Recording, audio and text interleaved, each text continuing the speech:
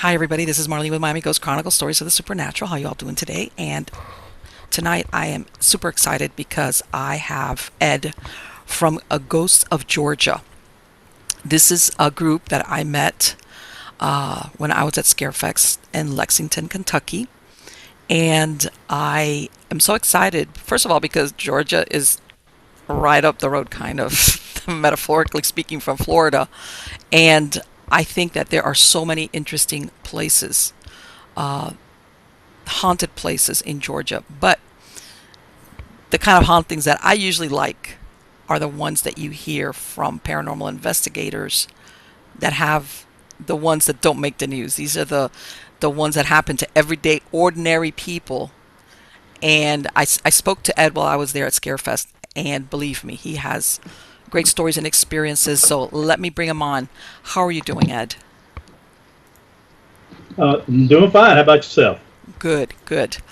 Um, we had, I was telling, I don't know about you, but I had a great time at Scarefest because there was, you get a lot of like-minded people under the same roof, like true believers. But anyway, and I'm going to ask you, Ed, what I ask most of my guests, which is, how did you become involved in the paranormal? Was it a childhood experience? Was it something that you went into as an adult? What happened? Oh, well, when I was a child, I never had any experiences that I knew of. Okay. But when I started investigating and listening to other people's stories with them being a child, I found out I actually had some experiences by hearing my name being called and stuff. Yes. But what I did was I retired from the fire department after 30 years. And I Okay. found and I found out people were actually investigating and they had instruments to detect maybe paranormal activity and stuff. So I Mm-hmm. thought, hey, this is something great to get into. It kind of follows what I was doing. One, you get to help people. Okay. Two, I was trained to investigate. So, I mean, this was a different type of investigation, but we go on a call, and a lot of times when you get there, you had to investigate the scene to see what was really going on. Uh, Exactly. we had we had inspections to do, so we had to investigate different businesses and stuff like that. So I just apply all that to the paranormal and just use common sense while we're investigating and using some of the techniques that I learned over the years. And well, that's basically how I got into it. It just seemed like fun. Get to go to nice historic places, enjoy helping people, and Mm-hmm. and still get that adrenaline rush. Well, you know what? And I imagine, during your career, you first of all, like you said, you were trained to observe. You probably ran into people that sometimes they were a little bit out of touch with reality, which helps a lot sometimes when you go into this field because you know that every once in a while you do find yourself in that situation where this person is just maybe claiming something's paranormal when in reality it's not. Um, Correct. and also, like what you said, that you have the ability to not only observe but to uh, basically capture and then later analyze what you captured, even if sometimes what you couldn't either hear it or see it with your regular senses, which kind of like it takes the guesswork or the wanting, like I can actually analyze and quantify it. And I know for a lot of people, I'm going to say this again, especially men, this is really important because as much as they're involved in this field and they want to believe it, they also don't want to believe in something just because it feels that way. Right, exactly. Okay. And So, I can say this on the puts you on the other foot. Women, excuse me, they feel things and they have a tendency to go with the feelings instead of mm-hmm. men are more logical, Sure. and there's nothing wrong with that. It No, works great absolutely on our not. team. It works great on our team because all of us feel something, Mm-hmm. or have the Yeah. capability to feel something. And with our Yes. team, everybody's open-minded. We go into an investigation with an open mind. We're not assuming the place is haunted, and we're not Right. assuming that it's not. We go in, collect the data, And and then, whatever like you collective is. said, And you know what? yeah, And it's great also. I don't know if you do have anybody that's like you said up to that you use as a sensitive, where sometimes they give you information and it correlates with what you pick up on equipment. In other words, Exactly. you're getting it from both ends. So that sometimes is a good way to absolutely say there was something going on there. The Exactly. human was picking something up, and so was the equipment. Exactly. And well, like one of our members, when there's energy around him, his shoulders get cold, shoulder and upper arms, and you could actually feel a difference if you touch his arms between his forearms and upper Wow. arms. See? Yeah. But Absolutely. I'm sorry, we also have a psychic on our team, Mm-hmm. but we do not use her as a psychic when we're investigating. We use Okay. her as a sensitive. One Okay. reason is because we have found that when people find out you have a psychic on the team, Oh everything God. you touch, they want free. Yes. And Beth does, that's her livelihood. She does international readings, Mm-hmm. but like you said, goes in and she'll read the place and say, okay, well, I feel more energy here or here or here, and we'll set our cameras up, and then also it confirms a lot of what we get. She confirms a lot of what we feel, and Right. it's and like I said, it goes hand in hand, and Exactly. I'm all for it, and I love it, and she is actually my first member, so it's what can I say? I'm open minded to that. Which, by the way, how long has your group been together, Ed? Since 2008, so That is 9 years. fantastic. Yeah, and I've been investigating for about 13. I started off with another group, a couple other groups, and Mm-hmm. they trained me well. So I Right. felt like I wanted to go a different direction than they were going, and I decided to Sure. set my own team up. And That's. we work sometimes. We give them, cases if we're booked, and they Mm-hmm. do the same. And do you do both, what is it, historical sites and residential investigations, or do you do one or the other exclusively? Well, our basic our clientele is basically private residences, Mm-hmm. and we do businesses too. We've been Yes. asked to Athens, Georgia, the PR department of Athens Clark County asked us to come in to investigate this Morton Theater, and what they were doing was like a half-hour video program or show, and Okay.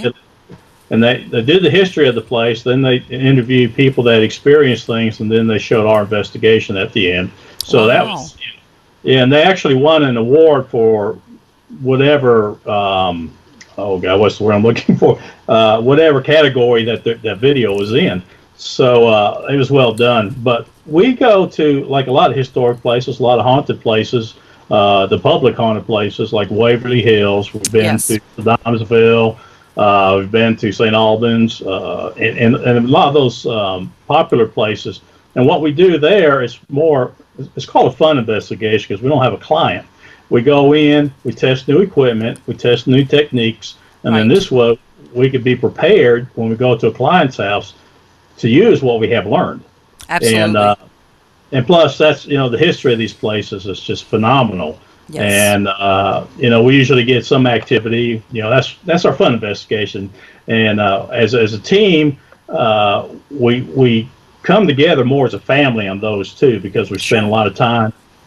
Most of them are out of town, so we stay in the whole same hotels and share rooms and stories and everything else. So it's a good bonding experience Oh, for us. absolutely. And people don't realize that in paranormal investigations, there is what you could also call practice, which is exactly what you said. This is when Exactly. you try out new equipment or you decide, well, you know what, let's try doing it this way. There's also like a trial and error kind of, thing that you have to do to either say that doesn't work anymore or let's try this or you got to change, you got to develop even as a paranormal group. Exactly, and a lot of techniques you see on TV, we've incorporated, but we Mhm. also try to do our own. I mean, we don't want to follow everybody's, and I've got a great bunch of people. They just they think they come up with new ideas. So let's okay, let's try this. If it works, great. If it doesn't work, we won't do it again. And Right. it's nothing venture, nothing gain. I guess is the saying there. And Well, excuse me. you know what? And the thing is this, Ed, that a lot of people, they do realize it, but when you look at these shows with those equipment, they film over several days and then they just edit it to fit into, whatever, a half hour, a 1 hour format. And when you Right. go in with a team, sometimes you don't have that luxury of being there days and days and days, hoping that you're going to capture something that you can then, show. So sometimes, even when you go on investigations, things just don't happen. Doesn't mean nothing's there, but sometimes everybody, Well, the spirits decide to like make and, themselves and scarce. and people, like I said, people don't realize that the shows do spend several days to Hmm. get whatever it is they get, Yes. and we're at a home, anywhere from 4 to 8 hours maybe, and in Hmm. that time, that's what we get, and Yes. we've been in places that we're about to fall asleep. It's so boring Oh because there's nothing yeah. happening, but Yes. Yes. Oh my but God. That's and with just about every paranormal investigator that I've spoken to that's done it for a while, they tell me the exact same thing. Sometimes you go to some places that are great, man. You walk in through the door and things are happening from the moment you walk in, or exactly. or you get it's like it's productive. And there's other times that you're like everybody's like basically like falling asleep, waiting for something to. Sometimes they capture stuff after the fact, like when they review their their audio, or maybe they capture something. But a lot of times it's like, huh? And they say that especially with new members that they're expecting to go have the reality show experience. They're like, this is it. And it's like, yeah, that's it. That's it. And That's all they, that happens sometimes.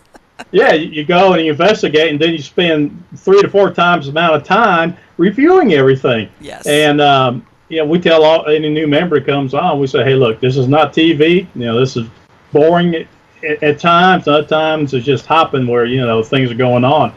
And you said when you review, like on those times you're about to fall asleep, in the boring times, Mm-hmm. we have captured some of the best Yeah.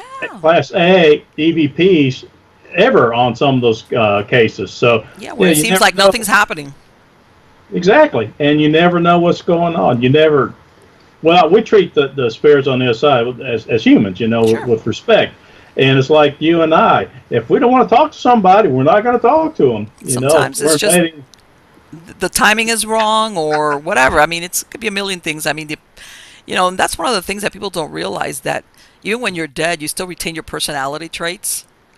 And Right. some people are just not friendly. They're just Yeah. not friendly. And Yeah. so, And if somebody, a stranger, came into your house, you know, hmm, are you going to step back and say and watch this person yeah, and figure them out before you even say anything to them? yeah, it And, could and be. It's sometimes that happens. And it sometimes does. they just don't like you. Yeah. They So, don't, and or sometimes that I know that, uh, for example, certain things. Sometimes there is a timing to it. Even on intelligent hauntings, residuals is where you get more of that at a certain place or at a certain time is where you get that duplicate, like that loop. But but there are some intelligent hauntings that for some reason only occur on either certain times or certain dates. Like there's something there that's a significance, uh, where they actually manifest. All right. right. And then you also get the ones that they just don't like you, or they're kind of aware that you might ask them to leave, so they kind of disappear and don't want to basically I wanna be- talk, or they don't want to right. they because they're afraid that they're self-aware, possibly even that they're dead, and for whatever reason they don't want to pass on. Then maybe this, like you said, was their house and they don't want to leave. Could be a million things. And they're like, Right. I'm just going to wait for them to pack up their stuff and leave. In the meantime, I'm going to go down to the basement, and in that back corner back there, I'll hang out there for a while, or the attic or whatever. Which I think, by the way, is why so many times the basements and the attics is where people get unusual experiences and feelings and EVPs, because that's exactly where they go sometimes. Even though you would think, why would they Exactly. need to if they don't have a corporal body? But you know, it's like, Well, they know if they know we could detect them and they don't want to be detected, mm-mm, then they're going to go and run from you. And of course, we always set the intention when we go into a place to start our investigation is, we make it clear we're not there to harm them. We're not there to make them go away. We mm-hmm, suggest it, but we don't, we let them know we're not there to do that. right. Like I said, we'll suggest it, hey, you need to go where your friends and families at. You don't need to be hanging around here. But, that's about the extent of it until after the investigation. If the homeowner, wants them to leave, then, we don't per se do cleansings or anything, but we know Mm-hmm. people do. So Okay, we so help get. So yeah, we help the client out in by other words, you getting. don't leave them hanging. If at the end of everything they tell you, okay, well, now that you told me that it's not my imagination, what do I do? I don't want whoever or whatever to stay here. What do I do? You've got a referral for them so that they can work with somebody. Exactly, Okay. exactly, and yeah, I mean, it's like if they need us to come back for something, we'll come Mm-hmm. back, and we give them a report, and we give them any findings we have, like any EVPs, any Okay. video or picture. We'll make a CD, and we'll give them a report of how we investigated, what we found, what we Okay. didn't find, what we think may be normal causes for what they're Right. experiencing. Like, yeah, Uh, good news. It's not haunted. It's just the whatever. The leaky faucet is Exactly. Yeah, you whatever. got loose. Yeah, your washers wore out. Sometimes water pressure Mm-hmm. will fluctuate, and that's what's making your water come on. Or there's the boards are creaking because of this or that, and in fact, the investigation the other day they said the pantry door opened on its own. Well, we found out that if you close it and don't latch it and turn around and walk away, a few seconds later, the door opens up on its own. Yeah. And so, people don't think about that, and that's why they call us and other Yeah. investigators. Things are not level. Gravity does work that way sometimes. Exactly. So, I mean, the main thing is, like you said, is give them peace of mind. Uh, we've been on cases, I'm sure other investigators have, that when you go in, you know that the kids in the family are sleeping in the same bedroom and have been for months with their parents. We see Mm-hmm. mattresses on the floor and stuff. And for me, when I leave the outside world and come home, that's my sanctuary. Oh, absolutely. Yes. And to have to deal with And that. exactly, I mean, there's no sanctuary, there's no rest. So that's our main purpose, is to give them rest, let them know what we think, let them know what we find. So, like I said, after the investigation's done, we give them a report and everything we found, tell them what we think it is. If they, if Mm-hmm. there's spirits there, then we'll, if they want to get rid of them, that's fine. We tell them how to take over their house, take back control of their house, and give them confidence that they could do that. And a lot of times when that's accomplished, they take over, they do what we tell them, and things, we never hear from them again, and things will calm down. Well, you And know what? It's sometimes as scary as it is, people's imagination also runs away with them. And I think when you sometimes even almost, for lack of a better word, homework to do, they're like, wait a minute. Okay, this is something that I can tackle. In other words, it takes that unknown, how horrible can this be, out of the realm of possibility. Or exactly, best case scenario, you tell them, no, there's nothing here. It's just whatever. It's the wind. Maybe your windows need to be caulked. That could be a million things, practical solutions that you could give them. Even though every once in a exactly. while, and I don't know if you've run across them, there's people that are kind of disappointed when you tell them that there is no haunting, there's no ghost. Well, number one reason we're called out, according to our clients, is they want to make sure that they're not crazy. Mm-hmm. And if we don't find anything, then they're kind of disappointed about that. Mm-hmm. But if we find something, then no, they're not crazy. And Exactly. then we tell them that, hey, this is good, bad, whatever, and advise them what to do. And Sure. but you get the sigh of relief all the time and say, okay, I'm not crazy, great, so they go Yeah, out to and some party. people it is. It is. It's believe it or not, it's like I'd rather know the truth and go, okay, I'm not losing my mind. And let me Right. ask you something, Ed. What was the investigation or the event that proved to you? And I'm not. It doesn't mean that you captured anything, because sometimes you can have a personal experience where what you either saw, felt, heard, that made you a believer, that made you think, okay, there's something out there. Well, I guess I could say I've always been a believer that there is another side. Okay. Um, but I don't believe that everything that goes bump in the night is paranormal. Uh, Mm-hmm. I guess I guess what kind of really convinced me thinking that way, that there is another side, is the first time I saw it's like a shadow, I guess shadow person you could call them. Okay. Well, we were investigating the house. The family, actually, this was down South Georgia, And the family had come up to Atlanta. They had did some business, so they were spending the weekend up here. They had to Mm-hmm. leave they had to leave their oldest son home because he couldn't get off work. So he was there at the house. He met with us, and he knew we were going to be there. Anyway, he went to his room for the rest of the night because he just, was going to stay out of our way. While I was taking pictures, there's only 3 investigators there at the time, and I was taking pictures. We normally take pictures before we start investigating in case any object moves. We could go back and Right, look right, at it. like a base reading, in other words. Exactly. Yeah, we do base readings with EMF, Mm-hmm. temperature, and plus pictures. Right. So I was taking a picture, and you know how you get that feeling somebody's standing behind you wanting to ask you a question Oh and yeah. just wait for you to get done. Well, that's Mm-hmm. what I was getting that feeling. I felt like it was the client's son because he was about 5'6". He was kind of a short kid, and so I got done taking my picture, turned around, and I saw the head and shoulders just dissolve, just float away. It was just all black, and I said, okay. Look, I said and that's isn't something I that, saw. and that's the part that I tell everybody. That's when you really know when at the beginning you're not scared because you're not thinking it's anything paranormal or ghostly. You're thinking it's a Right, real person, so you're not wigging out. It's only like right. when you do that that you realize, wow.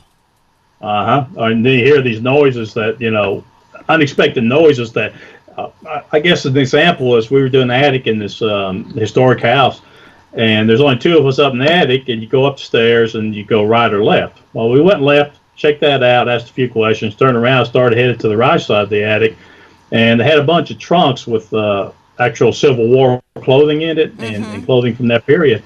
Well, as we were walking away, you could hear one of those trunks just slide across the floor. I mean, it was right behind me.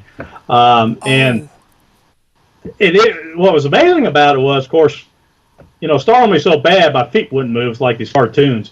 But I turned my body, so my feet are stuck. So I turned my body and put my camera behind me, start clicking pictures just in case something was there. And out of the corner of my eye, I see this blur go by, and it turned out to be my partner, the girl that's up there with me.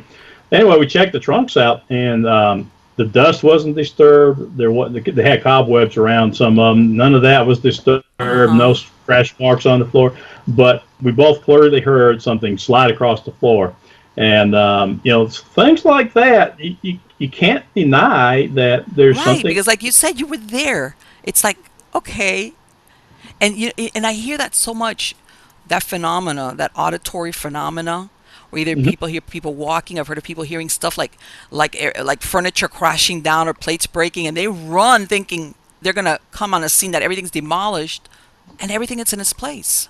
Place right, exactly. And I know that that happens very frequently. But that where you were basically there, you were there at the moment, and all you had in reality done was just turn around and walk away a little bit. Took about 2 steps, and all of a sudden we heard that thing slide. And it's And you're like, like, God. okay, I know nobody else could. There's none. Neither one of us could. There's no way that could physically been either one of us. No, no, exactly, and I mean, you can see from end to end of the attic. I mean, it's a small space, but anyway, yeah, it was. You ask for noises or for knockings, and for them to show themselves or let you know they're there, and then nothing happens for a few minutes, and then you start doing something else, and all of a sudden you hear this noise and it scares you, but you ask for it and you finally get Right. it. I know. I know. I Yeah, know. I mean, it's fun, and it's like they're playing tricks on you, but that's the name of the game there. Yeah. Well, people don't realize that even though you're there for that purpose, it's very startling when Yeah, when well, something yeah, it like this is. actually happens. Exactly. And then you talk about footsteps. We had actually, or it was called the Rock House, the oldest rock structure in Georgia. Mm-hmm. And there's about 4 people sitting on the floor, and my other investigator was standing on against one wall, and I was standing by a doorway that led straight to another room. The other room had the stairs going to the attic. It was all basically open. And all of Mm-hmm. a sudden, I'm listening. Well, they're asking questions to people on the floor, and I'm hearing something coming down the stairs. From I'm the attic thinking down. from the attic down, and I'm thinking, okay, well, I'm hearing things. There's something from outside, but the noise I was hearing was actually footsteps. It came in the door I was standing next to because you could hear them, Oh and my walked. God. And then about that time, all the people in the room started looking in that direction, and then the footsteps walked through the group that was sitting on the ground, and you could actually hear him walk into the other room. They just faded So out. everybody in the group heard it, is what you're saying. Everybody, yeah, it's like 6 people in the room Oh crap! heard it, and there was a guy that was in the other room, and he heard it too, but it was faded at the time. And that was an experience that, it wasn't my imagination because 5 other people were hearing it at the same time. You know, and it was like this, whatever it was oblivious, I guess, to all of you. It was just doing its Yeah, thing. might have been residual energy. Don't know, Yeah. because it just moved on, and I think some people started asking questions of to the footsteps basically, and didn't get any response. So that's a good chance it was residual, or it might have been something that just didn't know that we were Because there. it's in its own.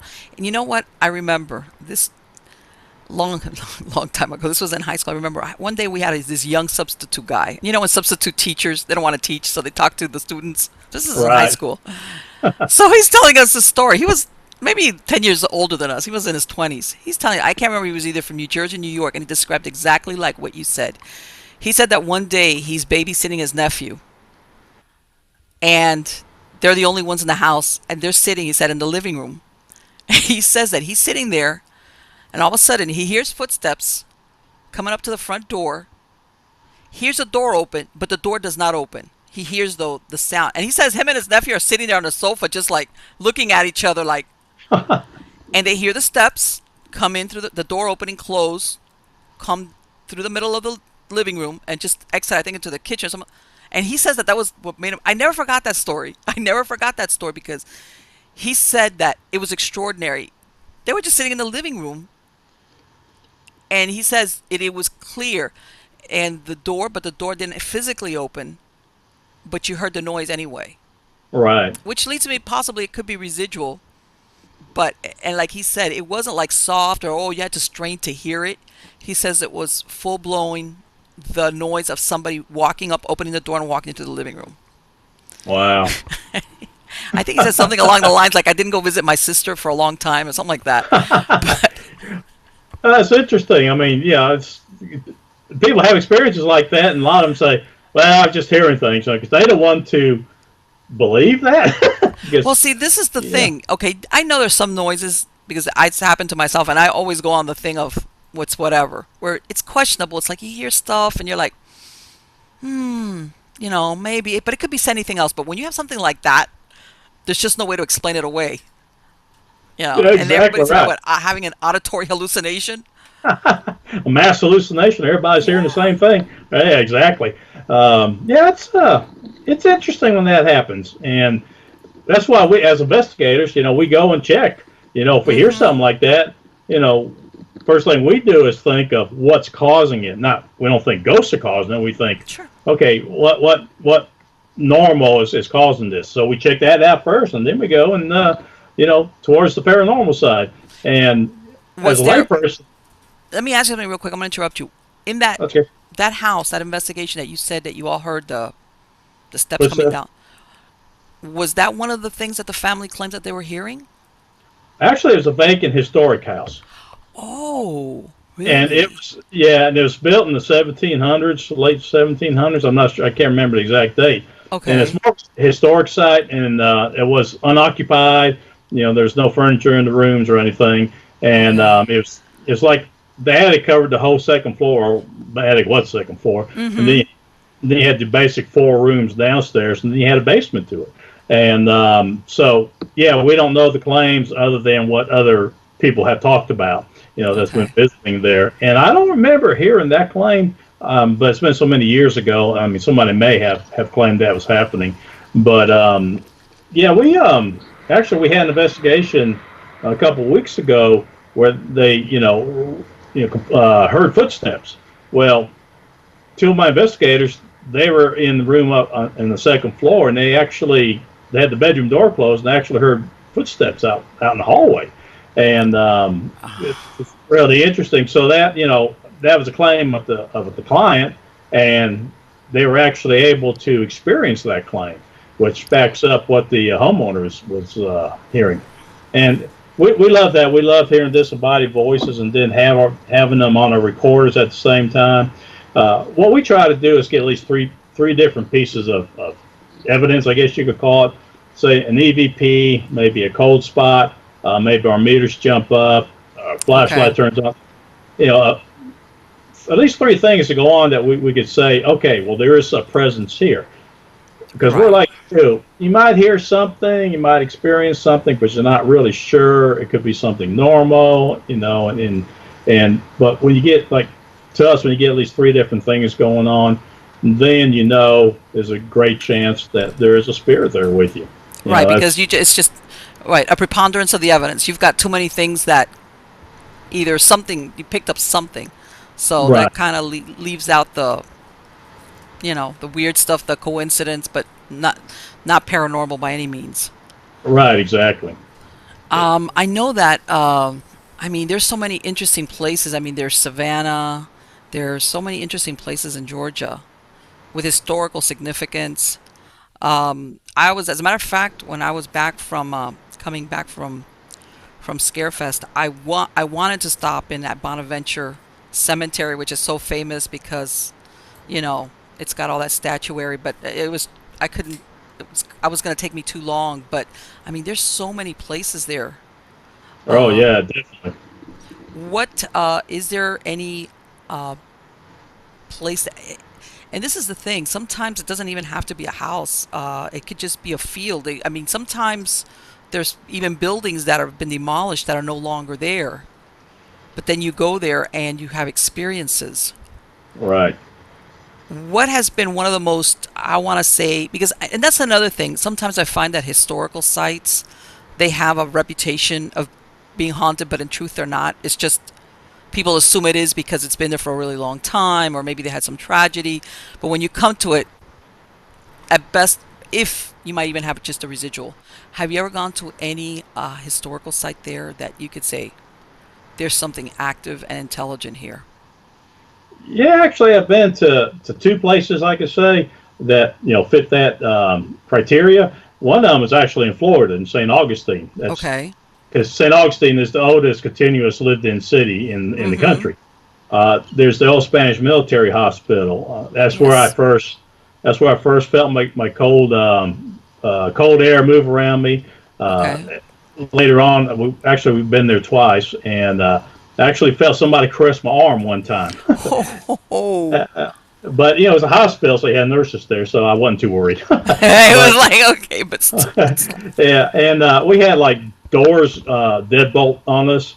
Like one team would be at base, would be on the upper floor, and the main investigation was on the main floor. Well, they Right. heard footsteps coming up. We had one of the team members actually Oh my channeled God. a little girl, and we were at our team was at base, and one investigator, she's about to fall asleep on the couch there, and all of a sudden I'm walking around just checking the place out, and I was on another team at the time, and the team founder, he was at base writing, taking notes and stuff, and all of a sudden I hear this childlike voice going, "She likes you," and Oh. I was what? And I turned around. I turned around, the investigator standing over the guy writing down, taking notes, and she's in just this real girly expression. You know how like a young girl that's Uh-huh. kind of shy and likes a boy, you know how they act. Yeah. And she doesn't remember that. I mean, it went on for about 10 minutes or so, and then we let her listen to the recorders.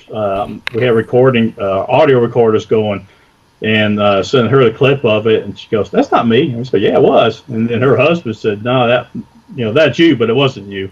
But Wow. yeah, a lot of things went on there. But the place in Savannah that I really like is Moon River. I've been Okay. to, and I've been to the Pirates House Mm-hmm. years ago, and that we had a lot of activity in there too. So that's one place I could say that I feel is haunted because it's people report the same things over and over and over again. Right. Uh, and Moon River, I've been investigated there 5 times, and every time we've been there, something has happened. Wow. Um, Unfortunately for me, one time two of our investigators were checking out areas to set our cameras up, and they saw an apparition of a woman show up. And on Wow. that, that was a crazy night because you walk in. We usually eat at a place like it's a restaurant or something, we'll patronize the place because they're letting us come in and investigate. So, as soon as we walked in that evening to go eat some dinner, it just felt like the energy was real high for some reason. You could actually feel it in there. So, but later on, we were walking around doing some base readings. I was with a couple other teammates, and you could see the energy. The waves that come off the asphalt and the heat. Well, Yes. we're seeing a figure, just the wavy lines. I mean, you can tell it's just the energy. And we waited about 5 minutes for it to form. So while we're standing there, I'm not a big orb person. I mean, you have to. I believe there are spiritual orbs, but not what people think. But anyways, we were there, and all of a sudden you can see behind it this white orb just move across the wall. So after about 5 minutes, we couldn't wait any longer. We said, "Well, come on, we got to go and move on," So, but it was like it tried to form, but never could get enough energy to form. For some reason, it just didn't have the energy. Maybe, who knows? Who knows? Exactly. And the last time we investigated there, we were in the basement, and on the right below the main floor. The main floor is where the restaurant is, and most activities. Well, you go in the basement and listen. It sounds like the restaurant's full. You hear chairs sliding, you hear people talking, glasses clinking, plates. All those sounds you would hear in a restaurant. And so that team came up. We sent the other team down. They experienced the same thing. And there's only like maybe 4 or 5 people up on the main floor. We're all sitting still. But usually most of the people were up maybe on the second, third floor, investigating, where it'd be maybe 2 or 3 people on the main floor. Just, running a base, and then we had managers that would stay with us, and he usually sat there and did paperwork and stuff. So, and then he came, the manager, the reason he wanted us to come in is to prove to him that the place was haunted. So, over the investigation, all the investigations I've been on, we gave him a lot of stuff, but he didn't believe it until that night, because there's one girl at base, and then it was him on the main floor, and the rest of the teams were split up on the other floors. Well, he walked over to the girl at base and said, "Did Michelle call my name?" And because he heard, there we go, yeah, he heard his name called, and about that time, Michelle walks in front of the camera, and she's on screen, and she goes, "No, Michelle's right there." I think she's in the basement or maybe on the third floor or something, but she wasn't in earshot of where the manager was. And it just kind of, after that, I don't know what happened, but me too. So that's got to be one of the most disturbing things, is to have your name called. Personal. It's like it takes on a personal, like, what? Yeah, they know you. They know who you are. It's a joke with my team, because my name gets called a lot. I've been "Hey Ed" or just Ed. Really? I've actually been "Get out, Ed," and stuff like that. Oh, you're kidding? Really? And I mean, other investigators have had their names called, and the first time's kind of nerve-wracking, but then after a while, it's just like, okay, there's somebody who just wants to say hi. Now, my thinking is, are we bringing something with us? We don't intend to, right? But because when I'm not investigating, I get out of that mode of thinking. I don't look for anything unless I'm investigating. So while you're investigating, you're opening yourself up to the other side. So is it possible that maybe one of our loved ones or friends is trying to take that opportunity to contact us? Exactly. Like you're more receptive. Exactly. And like I said, we've all, I think most of the team members on my team have actually had their name called at least once, twice, or more on investigations. And it's interesting, especially when you ask them, we tell them our names when we're there, and we say, ask them to repeat one of our names, and when they do, it's like, oh, like, they were paying attention. Yeah, exactly. And that's kind of nerve-wracking, because it's happening. Of course it is. Of course it is. One thing is when you're hearing, like you said, the footsteps or whatever, but when it's like verbal and it's your name, it's like, okay, we're talking here intelligent haunting. Who knows who I am? Yeah. Which I want to ask you the next here. thing. Which a lot of paranormal. Have you ever had anything follow you home? Well, we try to protect ourselves with that. We always say, you can't come home with us. But I remember one investigation, it was a business, and I got to the road, and I stopped to make sure no traffic was coming. But while I was sitting there looking, all of a sudden I felt like something jumped in my car. It's like Really? this. I felt this energy, and it wasn't a negative thing. I felt like it was, a friendly Mm-hmm. spirit that was in the store that wanted, like me, wanted to come home with me.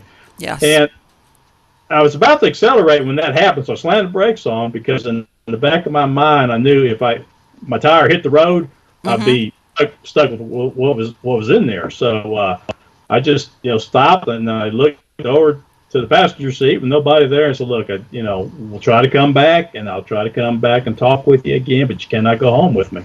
And then Yes. it's like the energy just left. Now, I don't know. Was it my mind? It's 3 o'clock in the morning, but I would swear in the Bible that that actually happened, and exactly like I just said. And other times, I don't know. I've had activity at my house over the years, but nothing that stays. So Right. I don't know if That something and that's that, that come that's home. and that's the thing. A lot of times they kind of come home with you, or they try to anyway, because they either like you or because you're sensitive, or you know, um, they're not bound to that place for whatever reason. And sometimes it's because Exactly.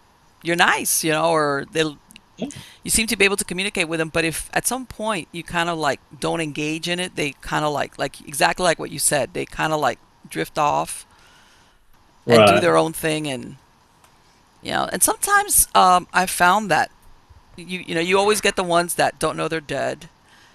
You get the ones that kind of know they're dead, but they're kind of scared, and they kind of missed the bus where they're going into the light, so they're kind of a little bit still confused. you know Right. and others that they they have like unfinished business. Either hey, I need to tell them where I hid the jewelry, or stuff that for them is a big Hey. deal, but for us it's like it doesn't matter. But it sometimes for some people this is enough to, or let's say they didn't make amends, if they die suddenly, didn't make amends with, maybe they were really horrible with their family, who knows, Right. and they Exactly. kind of get stuck like thinking like they're almost afraid that if they go on, they're not going to have that chance to make amends with their family or whatever, or say I'm sorry and ask for forgiveness. So I mean, human beings are Yeah. complicated even when they're dead. Yeah. Exactly. And we've actually had spirits that wouldn't go to the other side, and we determined from our communication with them that they were afraid to because of what they did in life. Yes. And I don't know what anybody's religious belief is, or if you have it or Mm-hmm. not, but mine is I believe in God. So I always say, Yeah. well, you know, if you sincerely ask for forgiveness and Mm-hmm. really mean it, that He will forgive you and let you come on into heaven. I mean, that's the Yeah, best way I can describe exactly. it. Because I think they're afraid they don't want to go to hell because if they were That is a raised, big one, believe it or not. There's a lot of situations that I've found that they truly think that is, whether they really did horrible things or not, their perceptions, their reality, like just like every human beings, that's where they think they're going, to the hot place. yeah, exactly. Because I mean, as you're raised, if you're raised in a religious family or raised, just Mm-hmm. with religion, you're looking at heaven and hell, and Yes. well, people are afraid, and they may not feel like they deserve to go to heaven, so they just Mm-hmm. won't move on. An example of that is, well, my mom, she was a very devout Catholic, Mm-hmm. and you know, so when I started doing this, I went to a lot of psychics just well to see if they were real. Basically nothing against them. Sure. I was told, that my mother was had gone up to heaven, but she wouldn't go in because she didn't feel like she was worthy enough, even though she was a very good person in life. Mm-hmm. And Right. I was told that there was angels with her trying to convince her that she could come in. So eventually, later on, she went on in. But that's a possibility too, because I don't know what goes on, and unfortunately, Sure. there's rules for them. They can't tell us certain things, or certain things we can't know until it's our time. It's Uh, exactly. but one thing that I think they have proven to us is that there is something after this life. Sure. And I was one that never really believed in reincarnation Mm-hmm. until I saw there's a story about this, I think, 5-year-old boy, and he was Okay. describing World War II missions. He was a pilot, Yes. I don't know if you heard that story or not. Yes, I have, but I know. Keep going. I'm almost sure I know which one it is, but yeah, it Okay. was something that even from childhood he was basically saying that's me or whatever. He was having his something that's not normal for a 5-year-old. In other words. Right. I mean, he was describing missions that he'd be Mm-hmm. flying in World War II. He even said his name, who his name was. So when they actually went to investigate, they found out there was a pilot by that name who flew those exact missions that 5-year-old was telling them. So, Yes.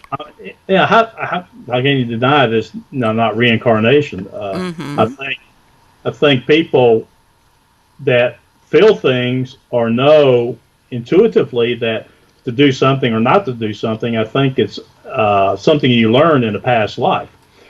Yes. Uh, but for me, like I said, I never really believed in it until Mm-hmm. that story. And then there's another story about another young boy somewhere else that had the same experiences and stuff. So yeah, it's just I mean, there is another life after this one, and we can, I guess, come back. So it's it's hope for people who don't are worried about that. You know what? I'm going to give you I mean, my degree is in mental health and in human behavior, and I'm a trained hypnotherapist. Okay. So along the lines, I had a lot of people that came to me just for the hypnosis part for the reincarnation, and it they had in their mind, they had in their mind where they identified, let's say, with a certain time period, whatever, or Okay. country.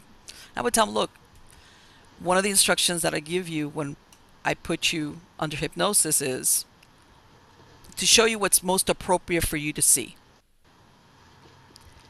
And you'd be surprised a lot of times what they would see was nothing like what they expected. Right. Exactly. Like I had one lady, as a matter of fact, she really identified with the South and the antebellum and that whole, pre-Civil War era, the you name it. When I take her back, she saw herself as a Greek sailor, an old Greek sailor, Really. sees herself as a man, number one, old Greek sailor, like mending one of these nets, Okay. that they go out. Doesn't look Wow. anything like what she looks like. And part of it was that I take her. You fast forward the person up to the point of death, where basically they see how they die, and they kind of like extract what information they need, and eventually she saw herself because she had like her own boat where she would take out where she got caught in a storm out at sea and she drowned Oh or wow. he drowned or whatever. And when I brought her out of it, uh, she was totally speechless. She had There was nothing, there was no affinity in her. There had never been any interest in Greece or Greek or fishermen or nothing. Okay? It was everything but what she expected that she was going to tune into when she did a past life regression. So that's what I'm saying. And I mean, I've had a lot of other experiences with other clients that exactly like what you're talking about. That, and they always ask me, well, do you believe it? And I said, well, I'll tell you what. My experience and in other people that have done this, especially when you're trying to treat maybe if they have some type of fear or phobia, something they can't explain, that it works. Sometimes when they go back and they relive something that explains, let's say, what that phobia is, they get better. So it's almost like you could say whether you believe in reincarnation or not, the results are that there is benefit to it. Right. So whether you want to say reincarnation is real or the process of this person in their mind seeing themselves go through whatever episode it is that they go in their head as usually as another person, a lot of times a different sex or whatever, a lot of times alleviates things that they got going on in the in their personal lives that they've dealt with for a long time, and sometimes they can't even Wow. explain. So yeah, that's why Wow. I'm saying that I personally I've had experiences where I've seen things that, and also, if the person is talking about a prior life that can be verified, in other words, you can research it and find out you're good. But a lot of millions of people have lived that there's no way to document if this person ever existed. Exactly. But she was Exactly. telling me, I remember her. She was telling me when she was under hypnosis, she goes, I smell the sea. I hear seagulls. I smell the ocean. She was like, because there's a part of you with, when you're basically like an observer before you actually go in, you're observing the scene. And she couldn't believe it. She couldn't believe it. So, yeah. That's interesting. That is interesting. Now that we went off on the reincarnation thing, but But that's the same thing as like our clients. Perceived hauntings are still hauntings, whether it's an actual something going on. mm-hmm, Uh, because somebody may get frightened by one incident, and then right, all of a sudden they think everything that goes bump in the night is paranormal. So just like you're talking about, these people live through whatever it was, through your hypnosis. They relive it, they get over it, and they move on. So mm-hmm, with us, with the paranormal investigator, you go in and then you explain what's normal, and you can explain what's paranormal, and then it's like, okay, well, I'm fine now. right. So it's kind of a they go hand in hand, I guess. Same way with like alien UFO stuff. A lot of Mm-hmm, claims by people that have been seen UFOs, have been abducted, are the same right. as a lot of paranormal claims. Mm-hmm. So we had a lady that was with MUFON, and we talked back and forth. She asked us about some of our paranormal experiences, or claims of Mm-hmm. experiences, Right. and we match them up. One of my team members now, he actually is with MUFON also, so Mm-hmm. he helps, because we do. We don't only think of spirits or ghosts. We think of other things that may be going on that's Sure. in the paranormal realm. So it's a kind of a full thing with the UFOs. You got ghosts. You got a lot of people, It could be. elementals. Let me tell you, I'm a member of MUFON myself, and Okay, great. I remember one time I went to a meeting that a group here in Miami. It wasn't. They had somebody from MUFON doing a presentation, but they were like a separate group, like a UFO awareness group. And Okay. you know, after the meeting, because the guy that did the presentation, he was very professional. He was giving us a presentation about some UFO anomalies that they had seen out of Puerto Rico, because they have that Okay. big base over there. And he was a very cut and dry, very, very super analytical guy, which is great, because really that's what you want, especially. And some of the stuff he showed you were like, huh? It couldn't be explained. But anyway, after everybody he left and everything, people sit around and they talk, and we got, of course, everybody starts talking about their personal experiences, and we got into the ones where they had experienced what they thought was either abduction, either once or multiple. But then some of them start gelling together with what where they see incidents of abduction with also paranormal things. Oh, okay. Like, and it was like, okay, and some of these people I had just met them. I didn't know them that well, but I was listening to them because it was really interesting what they were saying. Where all of a sudden, especially the ones that claim that they had been having abductions since childhood in some cases, Right.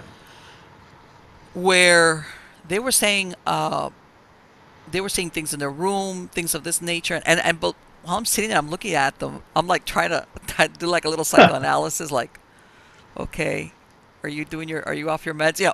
I mean, I'm just being nice about it, but basically, I've never met them. And the truth was that when I was talking to them, the majority of them were really sincere. It wasn't like they're saying something like, "Oh, you need to up that dosage quick." No, they uh, they were talking about something that they really truly believed that they had experienced, and uh, now as adults, they were coming to terms a lot of times with things that happened to them even since childhood. A lot of, and I'm sure you've heard of it. Those buried memories and things of that nature that kind of surface sometimes for people when they're adults. And I mean, that's a whole different show. But Yeah, yeah, really. it is. It is. There's a lot of things that go with that. I mean, a lot of theories as far as if there's real abductions, if these abductions are false memories, blah blah blah blah blah blah, etc. etc. etc. It's But a fine line, not only with paranormal, but with the abductees. You get a psychiatrist say, well, they're mentally unstable or whatever, Mm-hmm. and but we got to look at both sides. Sure. Even the doctors, they need to look at both sides, but they don't. Because they're trained scientifically in one Well, way. but you know what? I found a lot of times, Ed, that doctors, whether they're psychiatrists or regular MDs and whatever, well, even though psychiatrists are MDs, but in front of their peers, they're very much by the book. Right. But when they're not in front of their peers, they will tell you about certain patients that they can't apply those rules to. But they Right. won't ever say it because, in essence, they're like, I'll kill my career. And by the way, at that meeting, I remember we had a bunch of people who had been firemen and policemen but were retired. And they had UFO sightings. Okay. And they said, we didn't say anything because that thing would haunt you forever and ever. Okay? Yeah, you could forget getting a promotion, and 10 years would go by, and you would be known as the guy that saw whatever it was. The light in the sky, the whatever. So Exactly. there was a lot of, but now that they were retired, it didn't matter. They could come out and say stuff. But yeah, same thing. And Same it's thing. funny because they may experience something, and half a dozen other people, other policemen or other firemen probably seen the same thing, and they weren't speaking either. So it's kind of a vicious circle right there. Yeah, because But I nobody think wants to be the first guy and be the odd man out. All of a sudden, you're the but only guy. Oh, didn't you see it? No, I didn't see anything. I'm oh like, no, no, no. Even though the other person probably saw everything you saw, they're not going to admit to it. yeah, of course. And But I think nowadays it's becoming more accepted. I mean, hmm you're still going to get your naysayers and those are yeah, going to joke about it and stuff like that. Because, like I said, being a fireman, I was a fireman, and we know how we, kid each other and joke hmm around. But it's just all in fun, but still can get embarrassing. And you're right, a lot of the higher ups will not promote you because they think you're crazy. yeah, it's like, oh, you're that guy. Okay. Yeah, Yeah, I know, but I exactly. know what you're saying. It's becoming a little bit more mainstream, but I know that still, you always think twice, like, how is this going to be taken? Depending also on what you see or what you experience. Which, by the Exactly. way, I over the years, I've always heard of a lot of firehouses, especially the ones that have been around for a while. They end up being haunted. Yeah, I've heard that too. I heard we used to have one, but just rumor. I don't know if it really was or not, but Mm-hmm. I heard a couple of stories. And eventually, they did tear that station down and build a new one Okay. because they got so old. And then I didn't hear anything else about it. But I've heard stories and reports from other states where there's firehouses that have been investigated, and Yes. they found some things in it. And I wouldn't doubt it because being a fireman, being a policeman, that's in your blood. Yes. That's in your heart. It's not a job; it's a career, something that you're Mm-hmm. really into. I mean, you're away from your family a lot, Yes. and they suffer through not knowing that what's going to happen to you on your shift. Yeah. But there's Yes. a lot of them that the firehouse or the police station was their life, and Mm-hmm.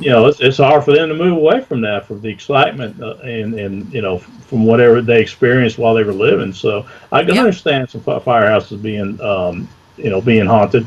I don't know. I mean, like I said, I heard about one where I used to work at, and then I always think after that, is there anybody around where I'm at? And, at the fire station I'm in, because some of the older ones that I've worked at, you never know. And Yeah. but I never felt or seen anything. But when I did work on the ambulance, I was a paramedic. And I worked on the ambulance for about 5 years. Mm-hmm. That's when that out of body experiences started to become popular. People started talking Yes. about when Right. they died, and we had some people that went like in the cardiac arrest, and we would revive them. My Okay. first thought was, well, are they above us? Are they watching us work on them? And Mm-hmm. unfortunately, I never could do any follow up Right, because because what you what just were basically transporting them to the hospital, right? hospital exactly, and never got a chance to go back, and most of them in there found out what happened to them. Mm-hmm. But it would be interesting to see if they actually experienced something, or it would have been interesting to see if they would talk about it if they did, because back then it was still new, it was still fresh, it's still kind of Mm-hmm. taboo, talk about stuff like that. So I mean, it was like I said, back then it was popular, and it was in the back of my mind whenever we bring somebody back, or if they, went out on us while we were working on them, and it's just that kind of stuck in my mind. Well, So think about it. Nowadays, there's so many ways that they could resuscitate somebody, whereas before, at a certain point, that was it. They right, couldn't they exactly, couldn't bring you back. But now there's so many, either drugs and things that they can do to get your heart back, just to bring you back. That I think that there's more and more people that have that, or they, those out of body experiences. Some do recall, others I think don't. But I think there's just too many people that kind of recall the same thing for it not to have some type of validity. There's got to be something there. exactly, exactly. And I never thought about what you said about the advances in medicine, how to bring in more people back, and how they're sharing their experiences too. So that's Yeah. interesting. I Yeah, mean, there was a point that was it. It was like, you're dead. I mean, there's nothing that we can do at this point but nowadays, I mean, you learn, even nowadays people learn, more people know about CPR, and there's drugs, and I imagine there's things that can be done to, I mean, yeah. I've No, heard sometimes of people being like for minutes and minutes and minutes deprived of air, and they still can be brought back and their brains are okay, and if they can get their hearts going, and it's incredible what they it can is, do now. and they got those automatic defibrillators just about everywhere. For if you have a heart attack or somebody has a heart attack, they'll put Mm-hmm. the pad.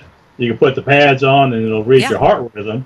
And if it's in a shockable rhythm, these defibrillators can shock you even before the medics get there. So I mean, it's a lot. And like I said, a lot of people are getting trained in CPR, and that's a Yeah. big help. The Hmm. sooner you get in there, like you said, if you start CPR and you're breathing for the person and doing the chest compressions to Right. circulate the blood, their brain's still getting some oxygen. Of course, it's Hmm. not going to be as much as they would have. But it'll buy you Uh, some time. exactly. It buy you time for the medical team to get there and actually start Hmm. administering some oxygen and doing more to you to bring you back. So yeah, it's just definitely a good field right now as far as investigating the out of body experiences and stuff. And I'm going to ask you, did you ever have any weird experiences when you were doing that paramedic work, especially that paramedic work? Not that I knew of, because when you're doing it, you're so busy I concentrating on know. what you do for You're that patient. yeah. And I have, well, when I was working on animals, I never really experienced anything that I knew of. Hmm. Um, I have wondered over the years at some of the fires I was in how I got out of them. It's just, Yeah. I mean, I know we were trained to do this and that, and to put the fire out, but Right. you get in some of those hairy situations where you don't really, I guess maybe it could be that your adrenaline's going, you're busy trying to save your own life to Sure. really Yeah. think about what's going on. You may have done, or something may have intervened to help you do it. But I've seen a lot of people that, a lot of firemen over the years that, should have been injured, or maybe even killed, that weren't. So, and Yes. you hear some stories, some miraculous things, I bet. uh, from other firemen and stuff. But, you know, my thought is, well, is it, well, like everybody's, is it your adrenaline? Is it all your um, chemicals in your body? Are they Hmm. reacting to the stress, or are you actually experiencing something? And since doing paranormal investigations, I look back and I think, well, yeah, I think there's a helping hand there. Sure. There's intervention that helps some of these people out. So, but yeah, like working on the ambulance, I wish I would have thought more back then about paranormal. Hmm. But then, like I said, you're busy, thinking, Yeah. well, You're focused on that, whatever it is that you're there for. At times, yeah, I well, imagine saving somebody's life, or if they're injured. yeah, what medicine you got to give them? What do you have to splint this? Is this broken? What kind of internal injury? So you're Hmm. obviously assessing the patient. You're trying to figure out what they need, what you have that you could give them to make them better. So yeah, your mind's kind of preoccupied, I guess. Well, no, and the thing is that you guys are put into this situation where time is of the essence. Right. If you're gonna do it, you got to do it like now, like like you said, assess it and do what it is that quickly, because if not, that could make the difference between somebody living or dying, or getting some type of brain injury, whatever whatever the case might be. Yeah, So because yeah, you have to that get kind of puts a pressure on. yeah. So again, you got to get them to the facility that's better equipped to handle cases than what you're just a rolling mini Mm-hmm. emergency room basically. But Yeah. I mean, there's a lot of stuff on there you could help stabilize the patient enough to get into a hospital where they have more equipment, more training, and everything else to stabilize the patient all the way and get into recovery. And people don't realize that paramedics, sometimes you go into certain emergencies that your own life is at risk. I mean, besides the fire part, where Right. sometimes you could go into a place where, you got to be careful yourself. You don't become part of the incident. Yeah, we've myself and other teams, we there's certain areas that we wouldn't go in unless the police were there. I In believe it. fact, the police would not go in by themselves; they'd wait for backup before they'd enter the area.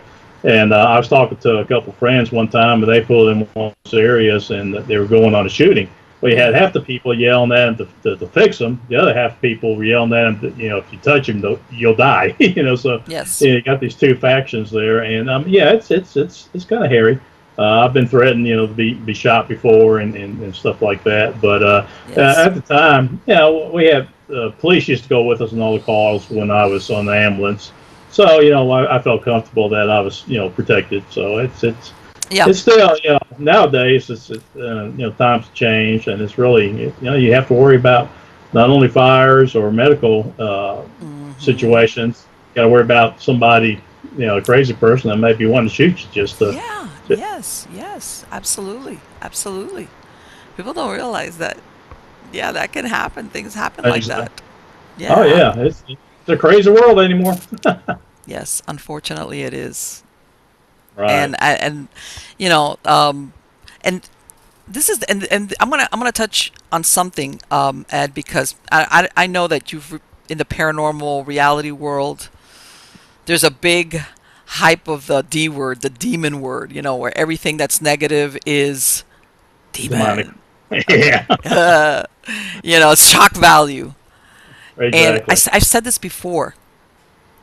There's a lot of people that are really nasty, or murderers, and they die, and if they're stuck, they're like that. And when people encounter them, either where they work at, or if it's attached to them, or even in a paranormal investigation, it doesn't necessarily have to be anything like the devil. It could just be this person that was really horrible when they were alive, and they're Hmm. still the same. Like, dying didn't help any.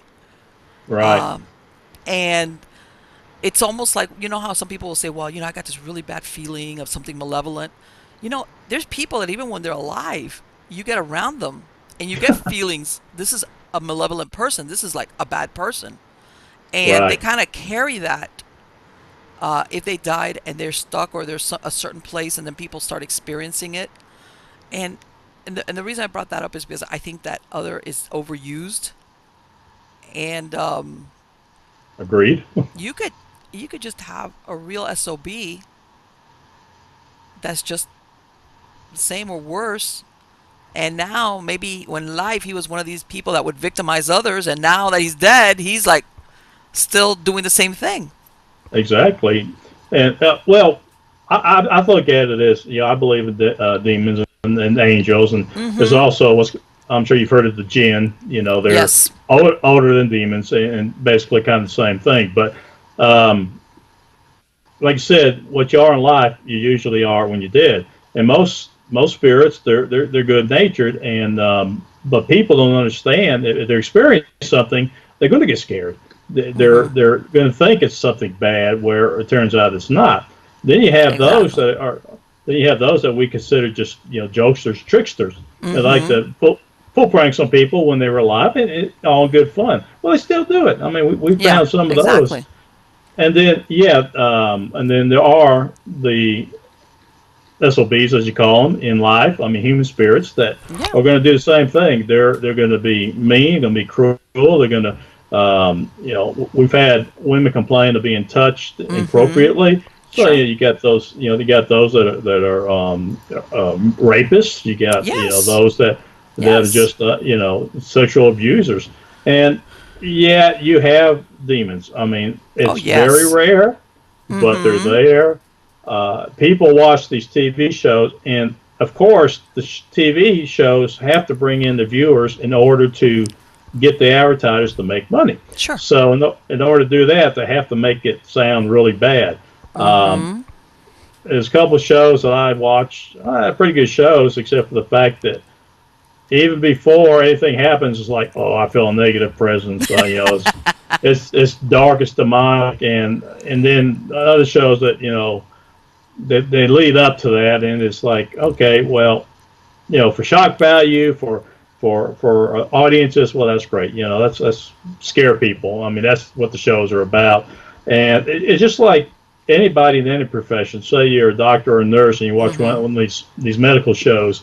Same way with us paranormal investigators, we know Yes. what it's like out there, and I mean, I've talked to people who have actually another group that's nearby, that we're all good friends, and they were telling us about a case that the woman was actually possessed, and Mm-hmm.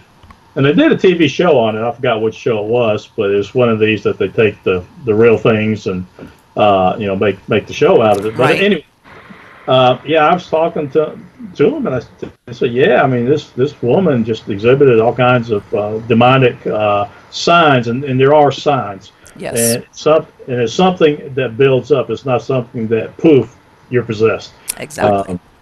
Um, so yeah, I wouldn't open the door, because if you open the door by communicating to the other side, you don't know what you're going to bring in. I mean, you Oh, yeah. open it to the universe. When we do our EVP sessions, we set the intention of just talking to who's ever in the house or the building, business, whatever, Right. or whoever's associated with our client. Now, that's all we want to talk to. We don't open our sessions to the universe where other spirits hear us. Yeah, you're putting out an all points bulletin. Everybody come on in, and that's Yeah, exactly what you're gonna exactly, get. exactly. Because like we talked about earlier, is when you're doing this, you're opening yourself up. You're opening to communicate with the other side. And the other side knows that, so they're going to try to communicate with you. And Yes. somebody, that says, "Oh, this is to give me an opportunity to get a foothold here," and you may just come up. Oh, yes. And I don't know if you've had experiences where, especially, well, with residential investigations, where they've had a team come in that wasn't really experienced, and when they leave, it's much worse. And it's because Exactly. sometimes they've done something like that and uh, brought in a whole new cast of characters into the haunting. Right. Exactly.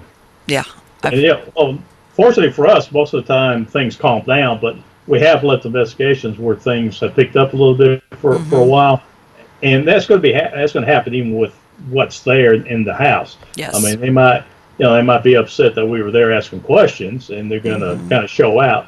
But it's nothing that's really bad. It's nothing they're going to harm anybody with. It's more like temper tantrum. Right. Like a child throwing temper tantrum because they didn't get their way. But as far as the demonic, there are signs, and Mm-hmm. I've studied demonology, and I recommend that anybody that does this, learn about the signs, learn how to maybe pick out if it is a demonic type of haunting, and call in the appropriate people. By no Yes. means, I don't call myself a demonologist, even though I spent a couple of years reading just everything I could to Mm-hmm. learn about it. Keith Johnson, he kind of mentored me years ago on the, Okay. Keith Carl. Yes.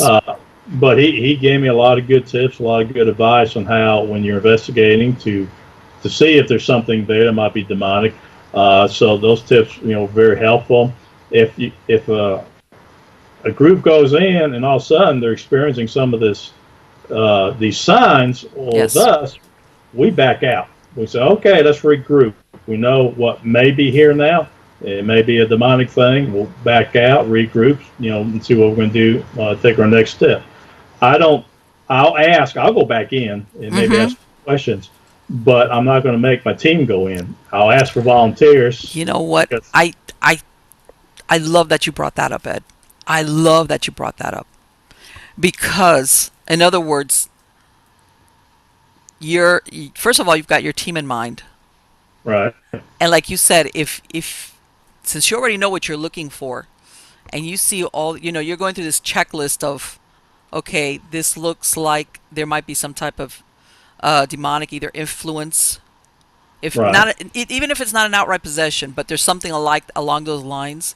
Like you said, you're thinking, okay, this is not going to be a regular investigation, paranormal investigation, or I'm going to gather some EVPs or whatever. This has got something much more sinister because that's really what it entails.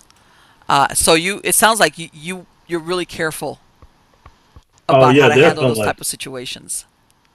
definitely. Well, our motto is be leery or be scared of the living more than the dead. Yes. But our priority is safety first, safety for the team, safety for our client, Hmm. and then everything else it falls in under that. So if there's something that looks suspicious, Right. and even though we've been doing this for years and years, been on hundreds of investigations, Hmm. you can still ask the wrong question.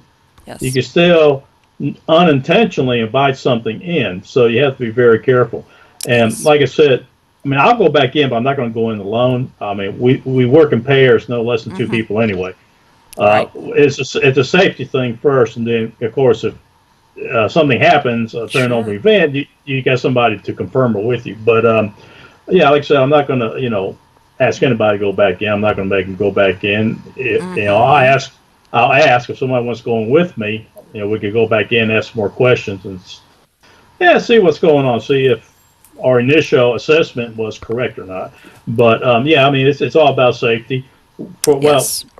because we go in and really aggravate if there's something demonic there, and it's going to retaliate not only against us, but it's going to retaliate against the family living there, Yes. It will. and so we don't want our purpose is to make the lives better for our clients, not to make them worse. So if we go in and stir something up, we leave. They have to live with it. So we're careful about Yes. that too. Yes. And in truth, what is the use of going in there and trying to use the tactic of this is a regular paranormal investigation where there's something darker going on? It's almost like, let me ask you, if you ever find yourself in that situation, and like, let's say you go back in there, maybe like you said, you have volunteers that are saying, okay, we'll go in there, and you confirm, okay, this indeed, there is something really dark, possibly demonic. Do you have a team or exorcist that you work with that you kind of give them a heads up, like, I think this family might need an intervention along the lines of an exorcism or some type of something much. This is not like a regular investigation, in other words. Right. Well, yeah, we work with there's a Greek Orthodox priest that we work with. He's very Okay. good about doing this stuff. Um, In fact, we had a case, and the client kept claiming that it was demonic, Mm-hmm. and we weren't going to change our mind. I mean, we didn't find anything demonic there, Okay. and we didn't really find much. But in her mind, she was convinced it was demonic. So I Mm-hmm. called this priest up and told him, I'll tell him everything that we get, as far as the case goes, so he'll be prepared. Well, what was good, he brought his team in, and Mm-hmm. they sat down with her and did an assessment, and more of like a psychological assessment. Right. And there's certain things that they look for that will indicate if there's actually demonic activity or not, Mm-hmm. and how they'll proceed. They could do a blessing, or they could do an exorcism on the person. You can't Okay. really do an exorcism on a place. I No, mean, no, you it's can't. It's only a yeah, blessing. yeah, and that's kind of a misconception on Mm-hmm. from a lot of these shows, because people go in and on these shows they say, oh, we're doing the blessing of the house, where it's just a cleansing, Yeah. but this priest will come in and he'll determine for himself if what needs to be done. And Okay. for this particular client, I mean, she wasn't listening to us, and I figured the best thing for her peace of mind was to get clergy in there. Yes. So they did their thing. They let her know what they thought, and of course they are better trained than I am in Mm-hmm. this situation. So they I think they gave her peace of mind. They used her mind. They blessed the house, blessed the land, and everything else. So and that never hurts, Oh, of regardless course of not. what may be there. And So that's what they did. It wasn't no need for an exorcism. No need. She wasn't being infested with anything. It was just I think she just got scared and things just snowballed, and Well, everything she thought was demonic. the power of belief is very powerful. If you really Absolutely. believe it, that's, yeah, you did the absolutely the right thing. She got it from the authority figure that she needed to hear it from. Exactly, and even on just a regular haunting cases, these people that, like I said, sometimes they'll experience something and then everything becomes paranormal, Mm-hmm. even though it may not be in their mind. It is. So we have to ease that. We have to give them Yes. peace, and Yes. well, that's what we're here for. We've been doing this. We know from experience and the things that we've read and learned over the years. We know how to come in and determine what is and what isn't. And Yes. they're not. That's why they look to teams like us to call us in to find out what is going on. And it's we treat them. I mean, even though we think that maybe they're not experiencing it, but they think what they are experiencing is paranormal, we'll Mm-hmm. go in and treat it as paranormal, Right. and then find out the other reasons if there are other reasons, because in their mind they are convinced it is, and until we do Yes. an investigation, we don't know. I mean, it may be, but even if we think it's not, we have to go in, investigate, and then just let them know what we find. If we find paranormal stuff, we'll definitely let them know how to handle it, Yeah. and if they need some help, we'll help get some help. So, but it's all about perception, how people are Yes. perceiving things. And I mean, I could be perceiving that I'm getting activity here in my house and get scared to death. I'd leave and call my team in to investigate. And Well, and sometimes I hate to say it also, Ed, sometimes, you get families that are in crisis for whatever reason, or there's problems, and it's easier to put the blame on a supernatural agent than right, saying, you guys need to go to counseling and work this out. Or there's other stuff going on and they want to pin on the supernatural. Oh, this person's not acting the way they normally do. And like, it could be a million yeah, things. yeah. I like the ones where we go in with renters, and Uh, on the interview on the phone, I'll tell them, it says whatever we find you cannot use to get out of your lease. It's oh my, yes. not a legally binding. I mean, the law doesn't recognize any paranormal stuff. Right. Because I mean, we've actually had cases where we determined that that's one of the reasons they wanted us to come out. I believe So it. I always tell them, once you find out that they're renting, and we tell them, well, we this won't hold up in a court of law if you're trying to get out of your lease. So, So you better and then, hope it's not haunted, because you're going to have to stay living at the haunted place. right, exactly. Now, if they could prove the landlord knew there was activity going on, maybe they got a chance. But that'd be between them and the landlord. So, but Right. it's And you know what? And I have found some places that legitimately, that the property is like an investment property, and they've been rented. You do see the in and out of tenants a lot. You right. know, and that's sometimes where. But again, it's like you said, I can come in here and gather all the evidence, but you're gonna have to abide by that lease.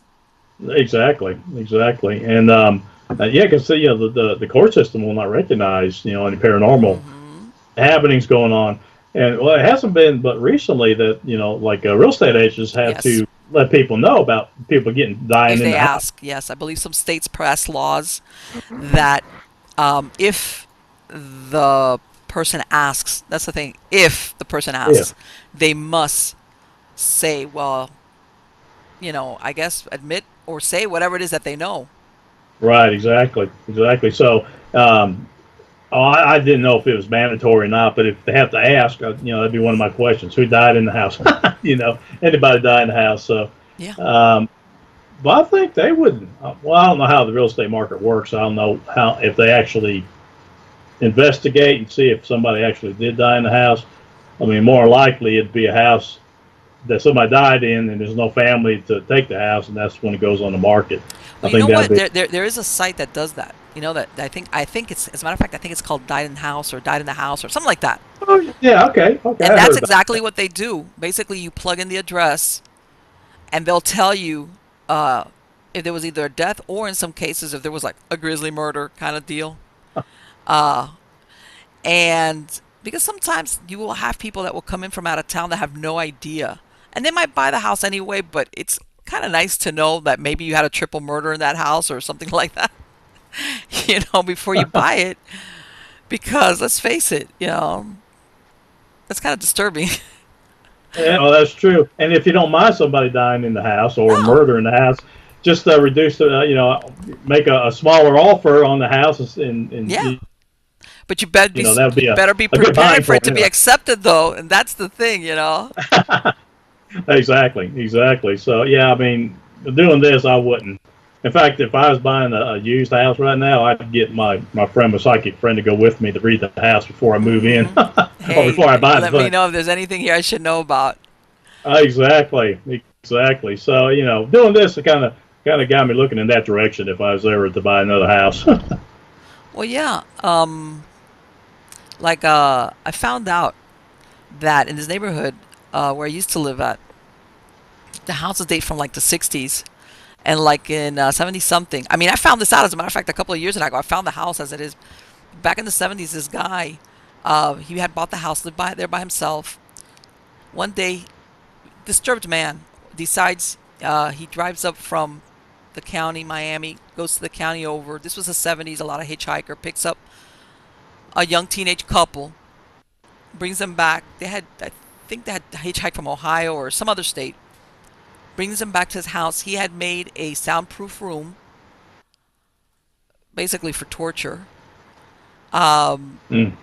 First made them do like sex acts, and then he tried to get together with a girl, and the guy like wigged out, killed the guy, the boy, the teenager, cuts him up into pieces, puts him in the bathtub, cements it in. Good lord. Somewhere in all of this poor girl manages to get out of there. Runs to the police, tells the police call her mother, and her mother in the other state don't believe her, she's a liar. The meantime, I guess when this girl got away, this guy goes out to his backyard and drinks a chocolate shake laced with cyanide. Oh His wow. next door neighbor, who's hanging some clothing, sees him out in the back. He was kind of an unfriendly guy, by the way. Like, he wouldn't talk to any of his neighbors, but she sees him sitting in the lawn chair in the backyard. But then the next morning she comes out, he's still there. And it had rained or something, so she finally calls the police and she says, I think there's something wrong with my neighbor. He's been sitting in his lawn chair. They come and they find him dead, and that's when they found the kid. But anyway, fast forward, I did some digging around, and that house that occurred in, it's been bought and sold a gazillion times. Yeah, Whether I've those heard. people ever knew eventually down the road, uh, what happened there, probably not. Yeah, And it, probably not. and even the prior owners, maybe they might have known enough to tell them, oh, there was this really grisly thing going on here with this disturbed guy. But yeah, yeah. As a matter of fact, eventually I'm going to do a show on that story because that was that was pretty bad. Yeah, it'd be Um, nice to know what they experience while people move out and exactly, don't stay there. exactly. Like I wonder if it's haunted. what whatever happened to those people. But yeah, you could tell from the 70s. I mean, you could tell there's just too many uh, changes in ownership. That's normal. It was too much. So yeah, I know that whether it's the feeling, whether it's an act of haunting, who knows? Who knows what's going on there? But yeah, sometimes I know that some people don't care especially if they're getting a good price on the house, and others do care. Right, exactly. They just not Yeah, they're not good with it. And nowadays, and like a you lot of said, people. you can take somebody to court for it. Yeah, exactly. And some people like haunted houses, like Oh, the idea it might be haunted. They'll pay extra to buy the house. It's like, yeah, you mean it's authentically haunted? Yeah. oh, yeah, okay, I'll give you $10,000 more than you're asking for. Well, I know that I've seen some places that they buy them and they turn them into like what they call paranormal labs, but the owners do not live there. Big Right. difference. They'll have people, if you want to, let's say, pay to go into the weekend and capture evidence, but they don't live there themselves.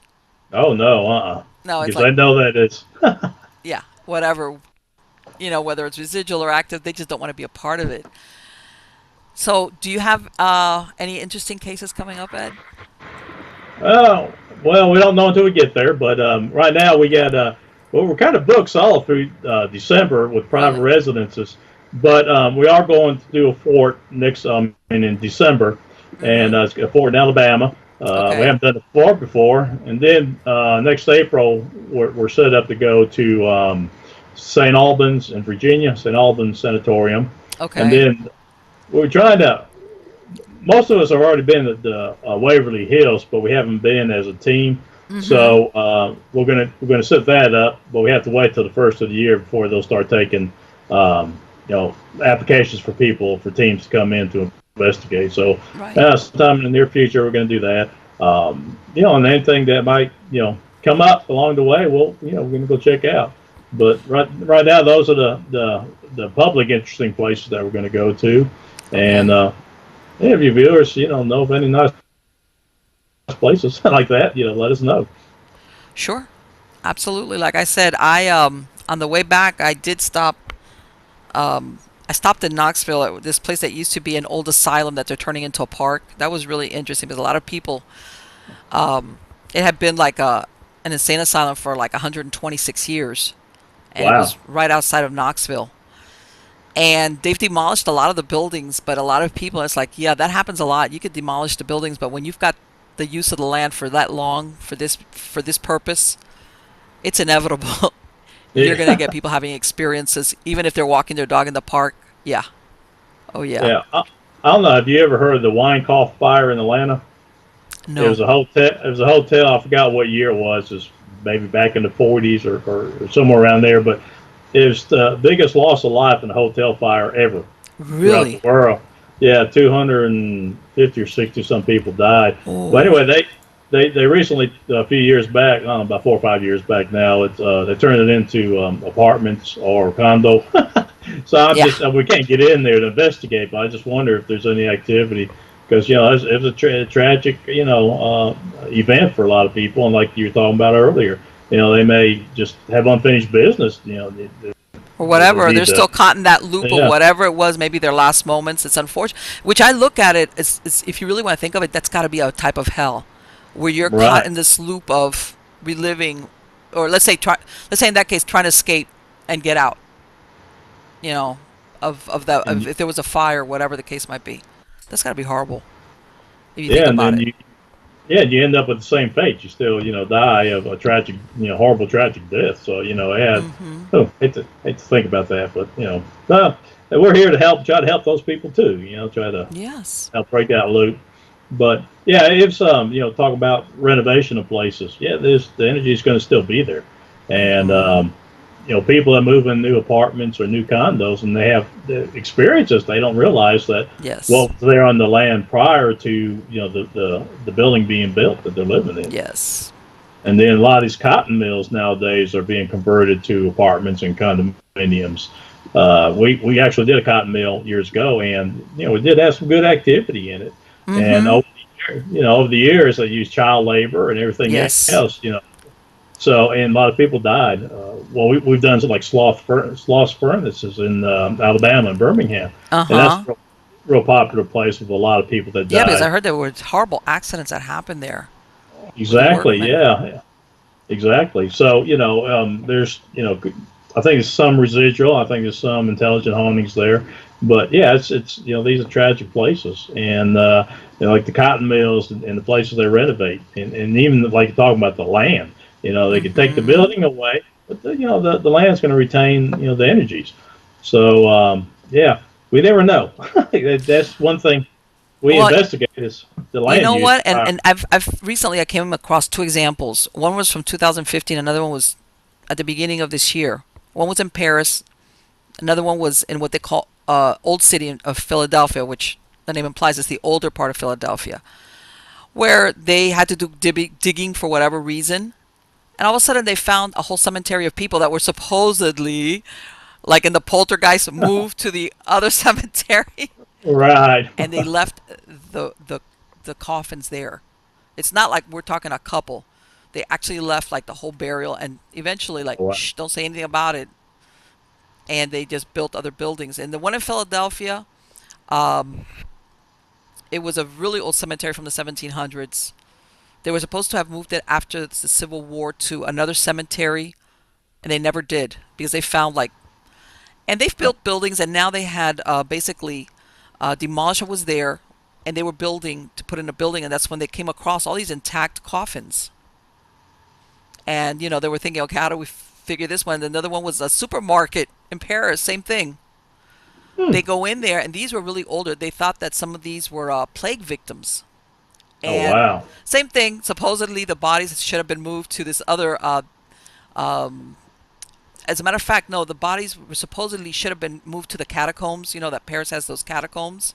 Right. Well, Uh-huh. of course, probably some businessman said that's too expensive. We'll just say Yes. we Yeah. did and we don't. Yeah. Well, it's cheaper to say we did, than not Exactly, do it. exactly. And Yeah. you know, it's inevitable. Yeah, you think it's dead people, but sometimes some of them do linger out where they last had their bodies. And that's why you get experiences that you're like, this is a brand new building or this is a brand new house. What's going on? And Exactly. it's because of that you just never know what's on that land. As long as you don't get that poltergeist activity like they did in the movie. I'm telling you, that was a real. It was an enjoyable movie. I enjoyed it, I but know. yeah. I still love to watch it, even though. Let's go off it a little bit. A bunch of those actors over the time they all died. It was one of those things like, do you really want to work on that set? uh, Because a lot of those, when you look at the odds, a lot of the actors involved in that movie were died. And something that I saw the other day, Ed, and I don't know if you've ever seen it. This was an old interview that I found. That has to be, I want to say maybe it was from the 80s or 90s, and they were interviewing this guy, William Peter Blatty, who wrote The Exorcist. okay.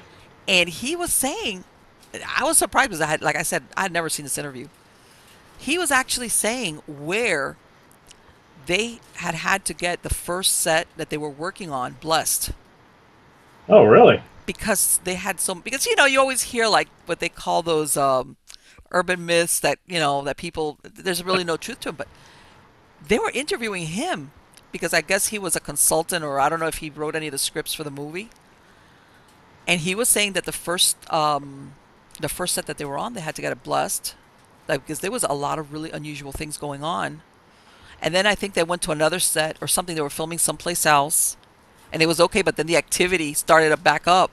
But I was like, man, I had never heard of this from somebody that was actually there, and he was serious. He wasn't kidding either. And I was like, wow. Hmm.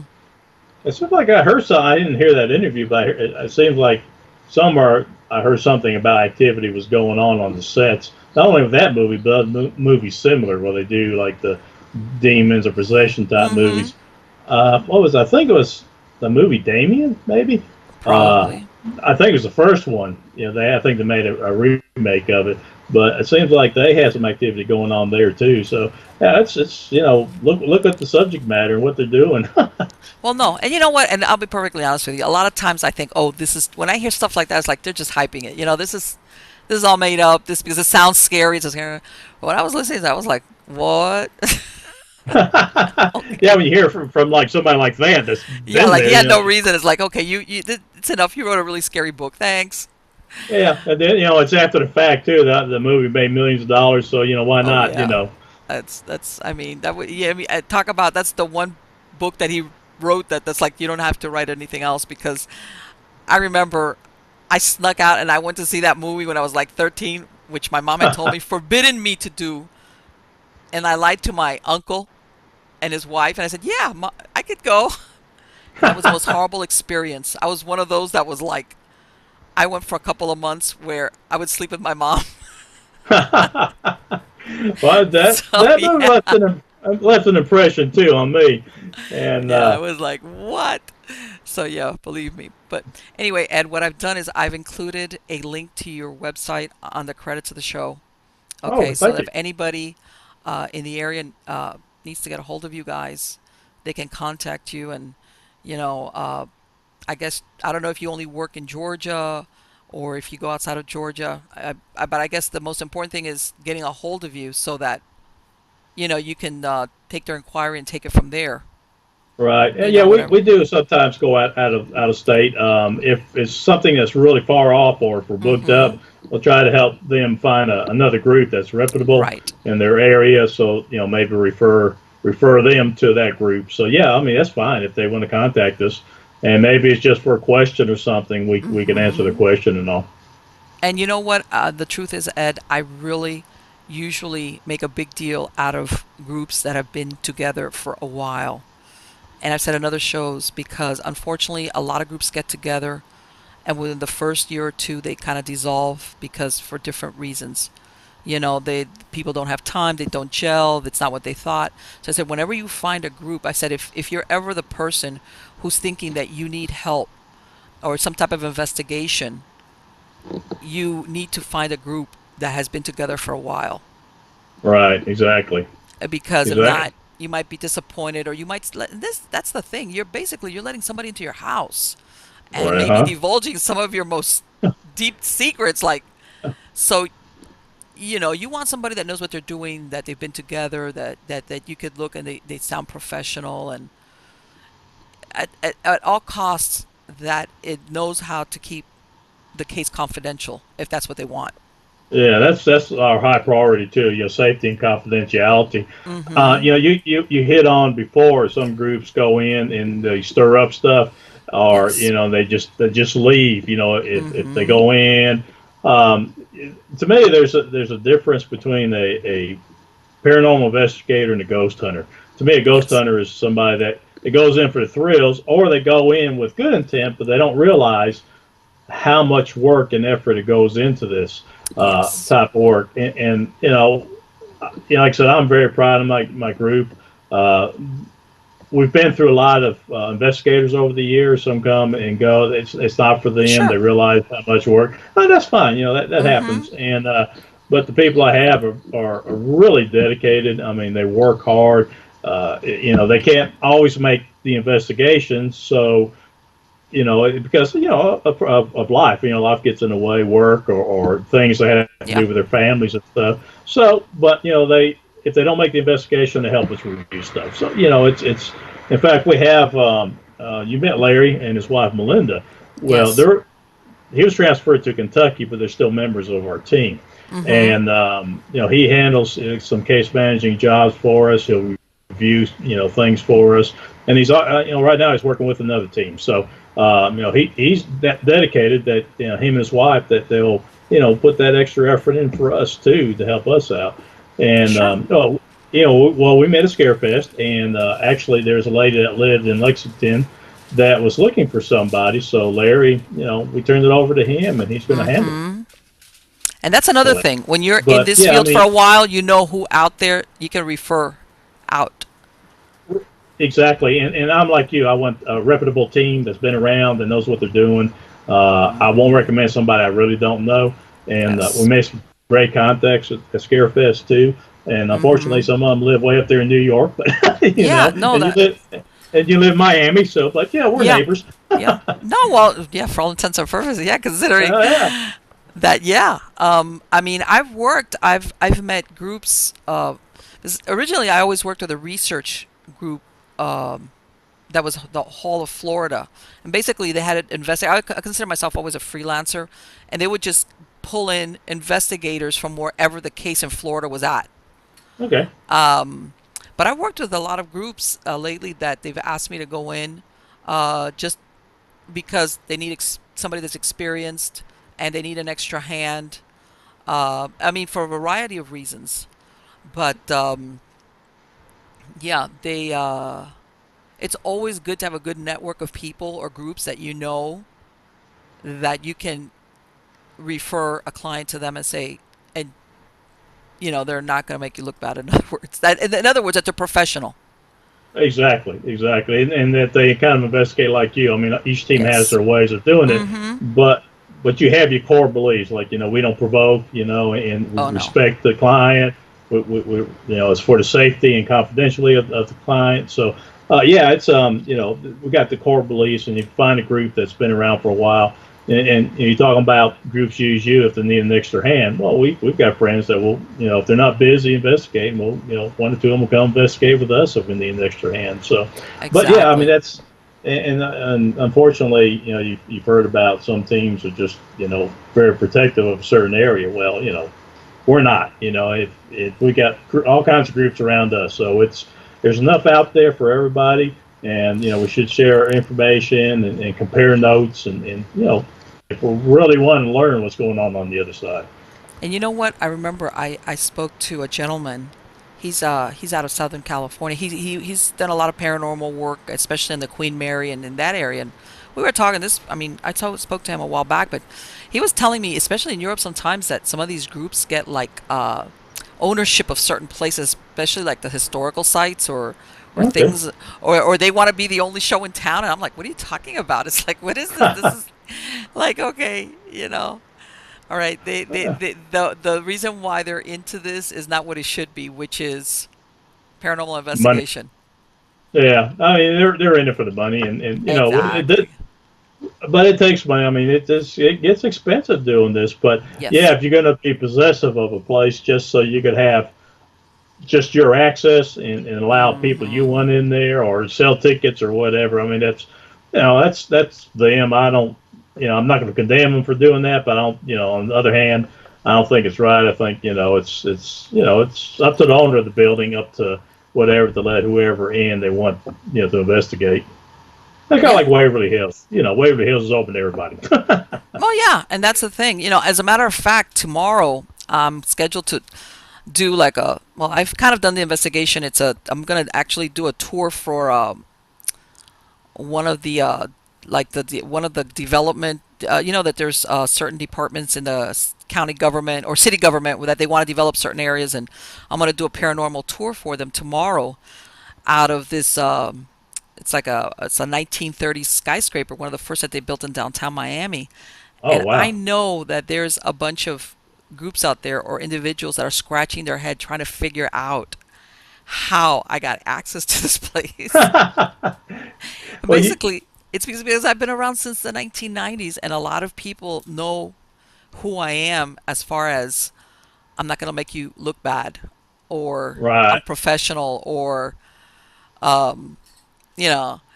And as a matter of fact, originally the tour was supposed to be for 20 people, and then it became 30 people.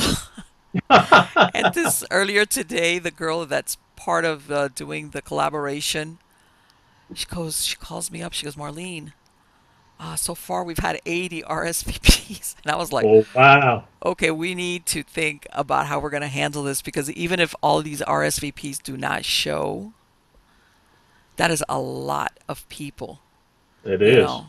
And I It had already is. been in there twice doing like a partial investigation with some of their maintenance and security guys to get because some of the floors are unoccupied. So I know there's something there, whether it's residual or not. I'm not sure yet because I really haven't had the time to be there hours and hours and hours to do some real good work. But it's like that's a lot of people. Exactly. Yeah, we did. The first time I went to Waverly Hills, they I was invited. And it was like a group of 60 that went, and we split up in like teams of 15, and we split each floor up, and spent an hour on it. But they got to the point where people were crisscrossing each other, Hmm. and it yeah, 80, 60, 80 people is just way too Well, no, many I people. told her, and I told her, look, because she goes, oh, I want you to be able to handle it. I said, it's not so much whether I can handle it. It's that if people go to have an experience or a tour or whatever, they're going to be shortchanged if you're having to share it with that many people. So I mean, we Exactly. made plans of how we're going to handle it and everything. But yeah, there's definitely an interest in the paranormal. But I guess the point that I'm trying to say is that when you get a reputation for being a professional, uh, it's it's worth the times that you act the right way because it follows you around, whether it's good or it's bad. It's Exactly. because I hate to say it, that sometimes there are a lot of kooks out there as far as paranormal investigators are concerned. I know you've run across some, right? Oh, absolutely, Okay. absolutely, and I'm sure they probably said the same thing about us from time to No, time. no, no, no. You know what? No. I'm telling you, you could tell the difference. Um, I have run across some people that I was like, you know what? You shouldn't be doing this type of work. This is not for you. Your best intentions could be that, but this is not for you. And I'm going to say it, Ed, and before I let you go, everybody, I know there's a lot of people like because of the shows, they're enthralled with being a paranormal investigator, but not everybody is mentally, emotionally suited to this. That's true. That's true. There's people out And there, despite their best intentions, that their psyche is not meant for this. Especially, I mean, there's a whole host of psychological reasons that sometimes they basically end up being a liability to their team and to themselves, especially if they run into something that's truly dark right. and intelligent. And like I said, I've run across some of those, and it's like, nope. So that's what I'm saying. That being a professional does have its perks. Yeah, really, exactly. Having the personality to be able to handle something like this too. But yeah, it's we look at ourselves as professionals. It's a learning process. We're always learning something. We Hmm. run into stuff that if we run into something that we haven't seen before and we need to take a step back, we will. But Yes. it's not doesn't mean we're going to run away. It means we're going to Right. rethink our approach to what's going on. I mean, it may not be dark. It's just you know Hmm. I don't know, it'd be something weird. But anyway, yeah, I'm going to have to let you go because I see my battery's about to die here. Yes, it has been Uh, fantastic. Like I said, I have your link on the credits of the show, and it was wonderful. Thank you so much for the time that you spent with me tonight. I loved it. oh, You were me too, great. Marlene. So are you. You're very easy to talk to, very laid back, and I look forward to Likewise. doing this again. Thank you so much, and take care. Have a good weekend. All right, you do the same. We'll talk to you later. Bye Bye bye. bye.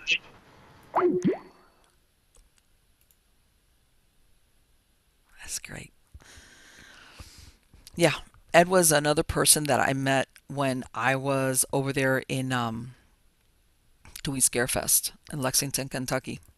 And as a matter of fact, I had a really lengthy conversation with him because he's done investigations also in Andersonville, which is a Civil War prison or area that they had there in Georgia. And I've been there, and I'm telling you that's a real uh, wow intense place.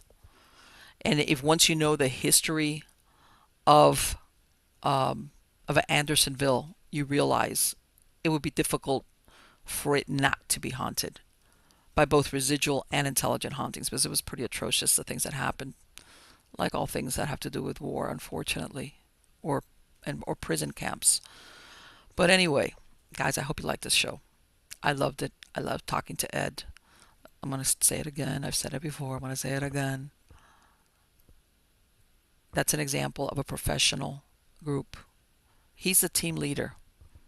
So that right there shows you the quality of his members because he's probably not going to let somebody on there on the team if they're not on board with the way he wants to run the group. So that right there shows you that this is again the kind of team, number one, if you're looking to get into a paranormal group, this is the kind of team you want to get into. Or two, if you think you need a paranormal group to come into your house, this is the kind of group you need to look into. They've been around again for a long time. And I'm telling you, people that get together because somebody thinks, oh, it's a bright idea. They want to have ghost adventures and put a paranormal group together. Um, they kind of fall apart really, really quick because it's not what they expected. So when you see a group that's been together, that stayed together, and after all these years, and and that's another thing. I wasn't kidding when I said you practice being a paranormal investigator. You practice while you're there, in other words. And there's no shortcut to experience. You could read all these books about paranormal, whatever. You could read all these guides. You could see all these shows, but there is no shortcut for experience. And the more investigations you go on, the more experience you gain, the more interaction you have, even with places that are not haunted. the more experience you gain. Um, whether it's a historic place, or whether it's a residential, or whether it's even a business, like he said. So again, that's one of the things you want to look for in a group, because number one, they have a pretty good idea right away what they're dealing with. In some cases, even when there's no haunting, because even though you always have to keep an open mind when you go into an investigation, after a while, there's certain things that you know to look for. Whether if there's something going on in the home, the person that's reporting it, are we talking mental illness? Is there some crisis in the family? Is there truly something going on? Or, like what he was saying, am I looking at something where there's a demonic angle and I need to back out of this and regroup and rethink how what we're going to do?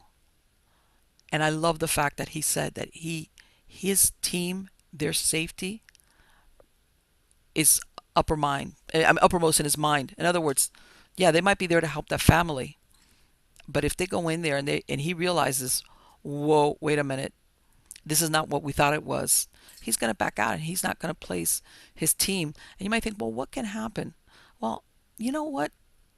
If it's just so happens that we're talking either demonic or some really dark energy, which can be human, by the way, and I've said this before, sometimes in some cases they can retaliate. And sometimes it could just be something as subtle as you have a team member who's maybe really tired. Okay, let's say you go on an investigation on a Friday or on a weekday, or maybe you had a really long week and you're just tired, but you're going because you want to go and you're interested and maybe you're committed and you want to help your team members out, but you're really tired. Or you got things going on at home, a million things. Guess what? Believe it or not, you can become a target for an attack. In other words, here I want to use a scary analogy, but as an example, I don't know if any of you heard of Jeepers Creepers. You know, and that creature, basically it scents a certain scent of fear or weakness out, and that's how it picks its victims. Well, guess what? When you go into an investigation where you have a dark entity, human or non-human, that a lot of times, like I said, they many times choose to victimize humans that are within their sphere of affecting them. They pick certain people, they target them, they become the target because of that. And by this, I want to say it, and I think Ed is on board, even though he's not here. I would never ever take anybody to an investigation that's got a problem with drugs or alcohol or any of the above, or emotional problems. Forget it. They might not agree with it, but you'd be saving them a lot of headaches. But let's say if none of those apply, you get somebody that, like I said, is just tired. Maybe you've had a really busy week, like more than normal, or you might be coming down with a cold. Sometimes you're just tired, you're exhausted. You could, if you go into regular investigations, chances are not. You'll just be tired, you'll be falling asleep. But if it just so happens that you're going to cross the path of something that you shouldn't, that's why he's saying he backs his team out, because he realizes that the same rules don't apply as a regular investigation, where that person, one of your team members, might be vulnerable. And for all I know, and I didn't discuss it with him, maybe when he backs out, he does ask his people, besides volunteers, he checks to see who's the right person to go back in there with me, because he doesn't want to make any of them a target and have this thing latch onto them, which I've heard of that happening, as a way of trying to scare the team from any type of intervention with his family. Because that's what they're going to do eventually. They're going to contact maybe some type of, like he said, that priest, or maybe somebody that handles exorcisms, and they're kind of ahead of the curve, that dark energy, and they're going to try everything to sabotage that from happening. You know, and there's nothing worse than sabotaging, taking out one of your members, and then the other members are going, huh? What? That's the way it works. Sometimes it's as subtle as that. But anyway, guys, I hope you like this show. Subscribe to my channel. Hit the like button. Catch me on Facebook and on Twitter via Periscope. I do a lot of live streaming there. By the time I release the show, we should be in 2018. So happy New Year's, guys. Happy holidays. Wishing you and your families the best. And let me say it again. Thank you so much for viewing the shows. I have we're going to season 3 of Stories of the Supernatural, and I have some fantastic shows planned, and I hope you're going to enjoy them. Take care.